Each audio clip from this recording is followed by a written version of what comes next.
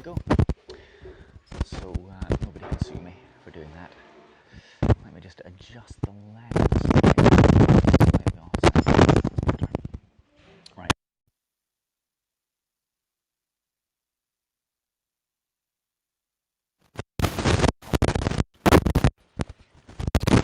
So, chapter 74. Chapter 74 we're on. The sperm whale's head, contrasted view. So last chapter was stubborn flask killer right whale, and then have a talk over him. So welcome back to Moby Dick and the Cloud House Cafe. Oops, let me just straighten my cable. Right, chapter 74. The sperm whale's head, contrasted view.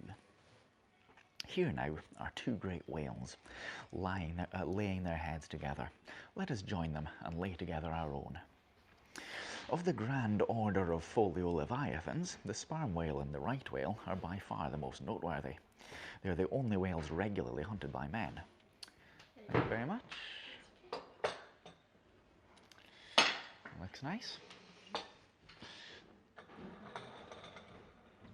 To the Nantucketer, they present the two extremes of all the known varieties of the whale, as the external difference between them is mainly observable in their heads, and as a head of each in this moment hanging from the peacock's side, and as we may freely go from one to the other, by merely stepping across the deck, where, I should like to know, will you obtain a better chance than to study practical cetology than here? Good question. Right, show you the cake. Look at that. Red velvet cake and hot chocolate in a really nice cup.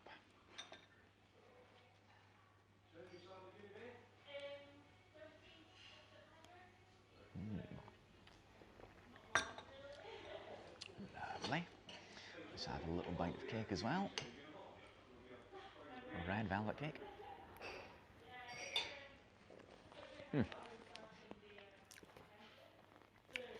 In the first place, you are struck by the general contrast between these heads. Both are massive enough in all conscience, but there is a certain mathematical symmetry in the sperm whales which the right whale sadly lacks. There is more character in the sperm whale's head as you behold it. They involuntarily yield the immense superiority to him in point of pervading dignity. In the present instance, too, this dignity is heightened by the pepper and salt colour of his head at the summit, giving token of advanced age and large experience. In short, here is what the fishermen technically call a grey-headed whale. Let us now note what is the least dissimilar in these heads, namely the two most important organs, the eye and the ear. For far back on the side of the head and low down near the angle of either whale's jaw, if you narrowly search, you will at last see a lashless eye, which you would fancy to be a young colt's eye, so out of all proportion it is to the magnitude of the head. Now, from this peculiar sideways position of the whale's eyes, it is plain that he can never see an object which is exactly ahead, no more than he can one astern. In a word, the position of the whale's eye corresponds to that of a man's ears. As you may fancy for yourself how it would fare with you did you sideways survey objects through your ears, you would find that you could only command some 30 degrees of vision in advance of this straight side line of sight, and about 30 more behind it. If your bitterest foe were walking straight towards you with dagger uplifted in broad day, you would not be able to see him, any more than if he were stealing upon you from behind. In a word, you would have two backs, so to speak, but at the same time also two fronts, side fronts. For what is it that makes the front of a man what indeed but his eyes? Good question. A beast with two backs. Moreover, that's nice. Moreover, while in most other animals that I can now think of, The eyes are so planted as imperceptibly to blend their visual power, so as to produce one picture and not two to the brain. The peculiar position of the whale's eyes, effectively divided as they are by many cubic feet of solid head, which towers between them like a great mountain separating two lakes in valleys. This, of course, must wholly separate the impressions which our independent organs impart. The whale, therefore, must see one distinct picture on this side and another distinct picture on the other side, while all in between must be profound darkness and nothingness to him. Man may, in effect, be said to look out of the world from a sentry box, with two joined sashes for his window, but with the whale these two sashes are separately inserted, making two distinct windows, but sadly impairing the view. This peculiarity of the whale's eyes is a thing always to be borne in mind in the fishery, and to be remembered by the reader in some subsequent scenes. I wonder what? I wonder what's going to be happening that makes that relevant. It's a bit more of this nice cake. A good dollop of the icing on it. And the dried raspberries as well, I think.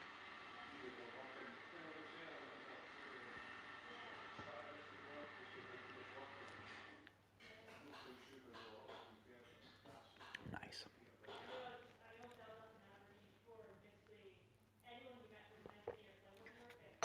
A curious and most puzzling question must be started concerning this visual matter as touching the Leviathan. But I must be content with a hint. So long as a man's eyes are open in the light, the act of seeing is involuntary. That is, he cannot then help mechanically seeing whatever objects are before him. Nevertheless, anyone's experience will teach him that though he can take in an undiscriminating sweep of things in one glance, it is quite impossible for him attentively and completely to examine any two things, however large or however small, at one and the same time. Never mind if they lie side by side and touch each other. But if you now come to separate these two objects and surround each by a circle of profound darkness, then in order to see one of them in such a manner as to bring your mind to bear on it, the other will be utterly excluded from your contemporary consciousness. How is it then with the whale? True, both his eyes in themselves must simultaneously act, but is his brain so much more comprehensive, combining, and subtle than man's, that he can at the same moment of time attentively examine two distinct prospects, one on one side of him, and the other in an exact opposite direction? If he can, then it is a marvellous thing in him, as if a man were able simultaneously to go through the demonstrations of two distinct problems in Euclid. Nor, strictly investigated, is there any incongruity in this comparison. It may be but an idle whim, but it has always seemed to me that the extraordinary vacillations of movement displayed by some whales when beset by 3 or 4 boats, the timidity and liability to queer frights so common to such whales, I think that all this indirectly proceeds from the helpless perplexity of vision, in which their divided and diametrically opposed powers of vision must involve them. That's very interesting, isn't it? Very interesting how the whale must see the world. But the ear of the whale is as full and curious as the eye. If you're an entire stranger to their race, you might hunt over these two heads for hours and never discover that organ. The ear has no external leaf whatever, and into the hole itself you can hardly insert a quill, so wondrously minute is it. It is lodged a little behind the eye. With respect to the ears, this important difference is to be observed between the sperm whale and the right. While the ear of the former has an external opening, that of the latter is entirely and evenly covered over with a membrane, so as to be quite imperceptible from without. Didn't know that about whales. Makes sense though, doesn't it? If you're swimming about,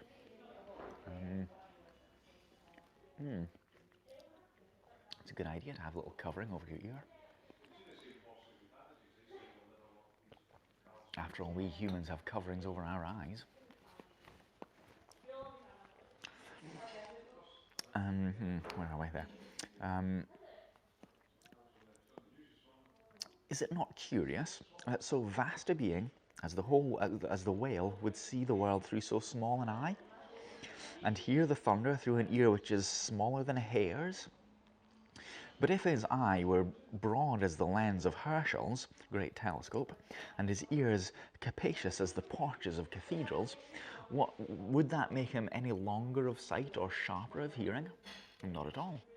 Why then do you try to enlarge your mind? Stabilize it.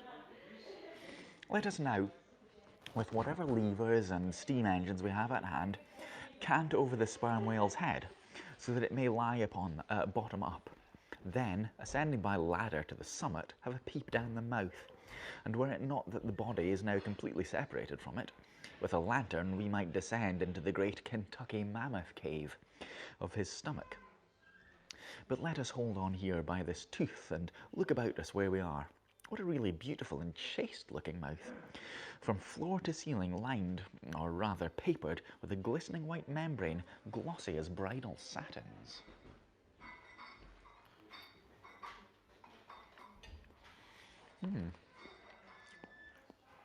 But come now, and look at this portentous lower jaw, which seems like the long lid of an immense snuff box, with a hinge at one end instead of one side. If you pry it up so as to get it overhead and expose its rows of teeth, it seems a terrific portcullis, and such, alas, it proves to many a poor wight in the fishery. That's W-I-G-H-T. A wight in the fishery, upon whom those spikes fall with impaling force. But far more terrible it is to behold when fathoms down in the sea you see some sulky whale floating there suspended with his prodigious jaw, some 15 feet long, hanging straight down at right angles with his body, for all the world like a ship's jib boom. This whale is not dead, he is only dispirited, out of sorts, perhaps hypochondriac, and so supine, that the hinges of his jaw have relaxed, leaving him there in that ungainly sort of plight. A reproach to all of his tribe, who must no doubt imprecate lockjaws upon him. Lockjaws? A hypochondriac whale. Imagine that. Come on, Cake, get more fork.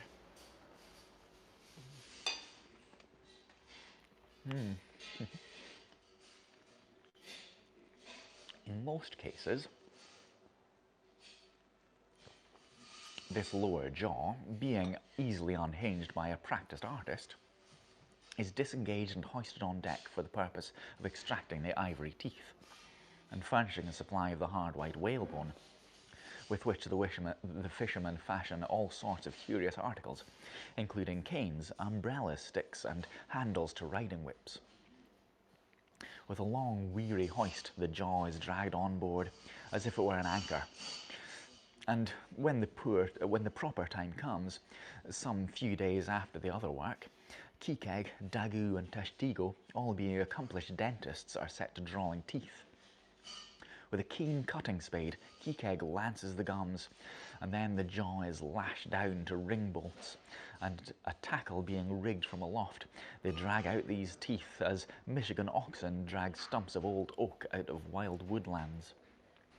There are generally 42 teeth in all, in old whales much worn down but undecayed, nor filled after our artificial fashion. The jaw is afterwards sawn into slabs and piled away like joists for building houses. Yeah,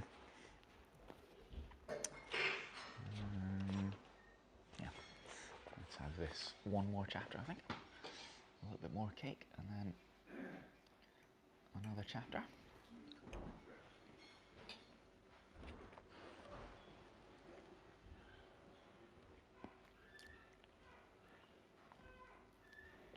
So that was the sperm whale. This one is the right whale. Chapter 75, the right whale's head, contrasted view. Crossing the deck, let us now have a good long look at the right whale's head. As in general shape, the noble sperm whale's head may be compared to a Roman war chariot, especially in front, where it's so broadly rounded, where it is so broadly rounded. So, at a broad view, the right whale's head bears a rather inelegant resemblance to a giant galliot-toed shoe. 200 years ago, an old Dutch voyager likened its shape to that of a shoemaker's last. And in this same last, or shoe, that old woman of the nursery tale, with the swarming brood, might very comfortably be lodged, she and all her progeny. But as you come nearer to this great head, it begins to assume different aspects, according to your point of view. If you stand on its summit and look at these two F-shaped spout holes, you would take the whole head for an enormous bass viol, and these spiracles the apertures in its sounding board. Then again, if you fix your eye upon this strange crested comb-like incrustation on the top of the mass, this green barnacled thing where the Greenlanders call the crown and the southern fishers the bonnet of the right whale, fixing your eyes solely on this, you would take the head for the trunk of some huge oak with a bird's nest in its crotch. At any rate, when you watch those live crabs that nestle here on this bonnet, such an idea will be almost sure to occur to you, unless indeed you fancy has been fixed by the technical term crown also bestowed upon it, in which case you will take great interest in thinking how this mighty monster is actually a diamond king of the sea, whose green crown has been put together for him in this marvellous manner. But if this whale to be a king, he is a very sulky-looking fellow to grace a diadem. Looking at that hanging lower lip, what a huge sulk and pout there is. A sulk and pout by carpenter's measurement, about 20 feet long and 5 feet deep. A sulk and pout that will yield some 500 gallons of oil and more. I've been in those moods.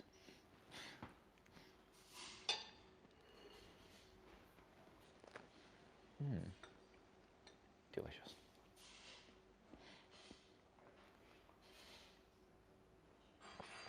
A great pity, now that this unfortunate whale should be hare-lipped. The fissure is about a foot across. Probably the mother, during an important interval, was smiling down upon the Peruvian coast, when earthquakes caused the beach to gape. Over this lip, as over a slippery threshold, we now slide into the mouth.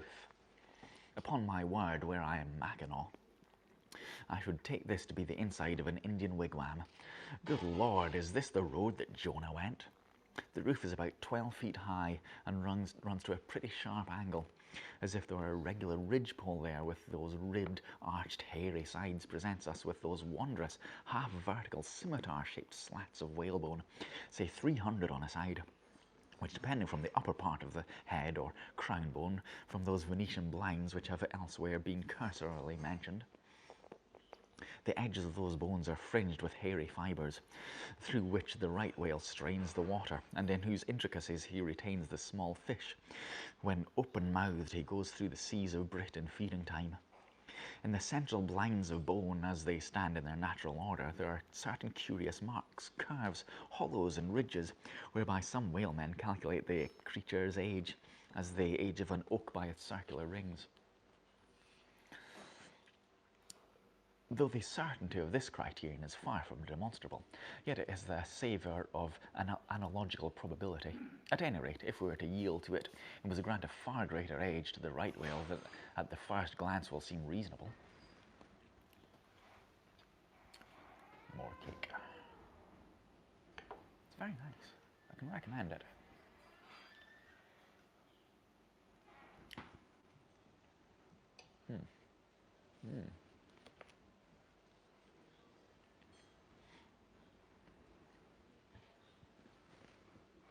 It's getting a bit windy.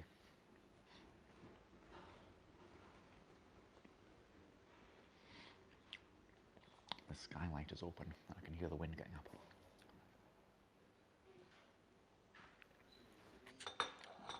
In old times, there seem to have prevailed the most curious fancies concerning these blinds. One voyager, in Purchas, calls them the wondrous whiskers inside the whale's mouth, another hog's bristles. A third old gentleman, in Hakluyt, uses the following elegant language. There are 255 fins on each side of his upper chop, which arch over his tongue on each side of his mouth. As everyone knows, these same hogs, bristles, fins, whiskers, blinds, or whatever you please, furnished the ladies their busks and other stiffening contrivances. But in this particular, the demand has been long on the decline. It was in Queen Anne's time that the bone was in its glory, the farthingale being then all the fashion. And as those ancient dames moved about gaily, though in the jaws of the whale, as you may say, even so in a shower, with the like thoughtlessness do we nowadays fly under the same jaws for protection, the umbrella being a tent spread upon the same bone. But now forget all about blinds and whiskers for a moment, and standing in the right whale's mouth, look around you afresh. Seeing all these colonnades of bone so methodically ranged about, you would not think you were inside the great Haarlem organ, and gazing upon 1,000 pipes. For a carpet to the organ, we have the rug of the softest Turkey, the tongue, which is glued, as it were, to the floor of the mouth. It is very fat and tender, and apt to tear in pieces in hoisting it on deck. This particular tongue now before us, at a passing glance, I should say it was a 6-barreler. That is, it will yield you about that amount of oil. 6 barrels of oil in a tongue. Wow.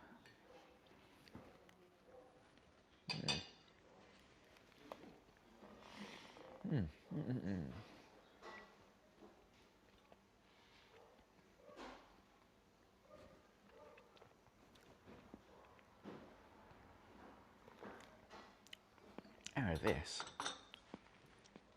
you must have plainly seen the truth of what I started with. The sperm whale and the right whale have almost entirely different heads. To sum up then, in the right whales there is no great well of sperm, no ivory teeth at all, no long slender mandible of a lower jaw like the sperm whales. Nor in the sperm whale are there any of those blinds of bone, no huge lower lip, and scarcely anything of a tongue. Again, the right whale has 2 external spout holes, the sperm whale only 1. Look your last now on these venerable hooded heads while they yet lie together, for one will soon sink unrecorded in the sea, and the other will not be very long in following. Can you catch the expression of the sperm whales there? It is the same he died with, only some of the longer wrinkles in the forehead now seem faded away. I think his broad brow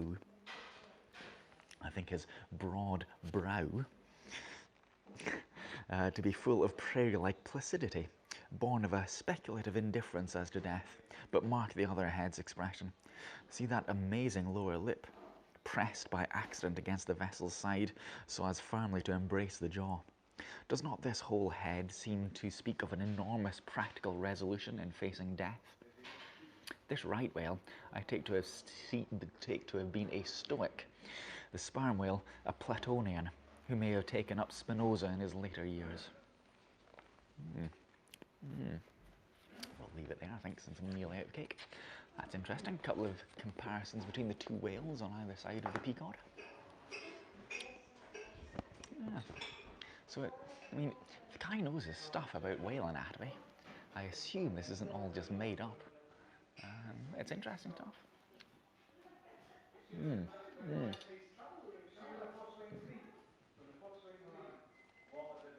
I'm nearly done.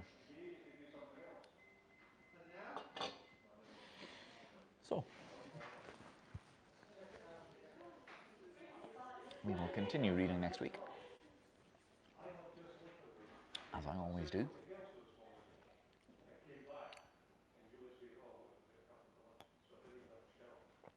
Every Thursday afternoon in the Cloud House Cafe in Stow. And we're about 2/3 of the way through, I reckon. We still haven't seen Moby Dick. Still haven't seen him. It's pretty interesting, very much liking it. Okay, so I'll see you next week for more Moby Dick, and I'll see you tomorrow in the pub for lunch again. That'll be fun.